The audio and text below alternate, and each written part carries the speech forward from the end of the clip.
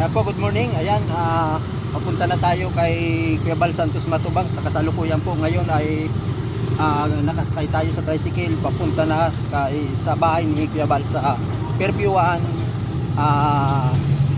Sinagtala, Barangay Magang. Ayan, so alam naman ng tricycle na maghatid tayo doon.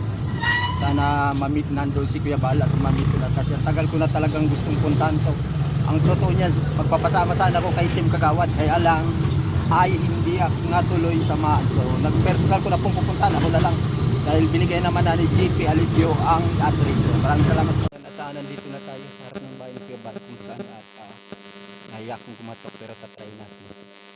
Ito yung bahay niya po, kasi ito nga yung mga yan, hindi sila niya. So try po natin kumatok. Yung sasakyan ni Kuya Bal, mga nandito, wala mo kung dyan. Ito yung bahay niya.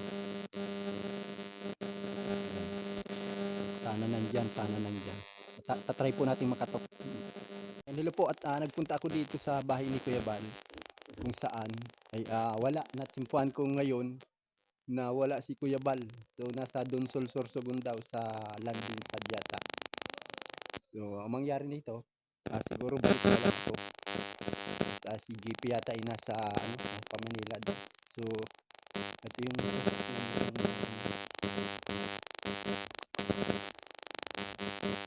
yan, Balsan. Ito yung mga service siguro nila.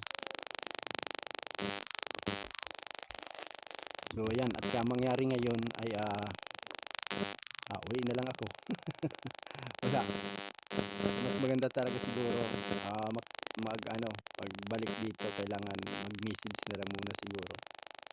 Limutan kasi yung number ni Kuya Bal, so kung paano pero anyway, salamat pa rin, at least nakarating ako dito sa kanyang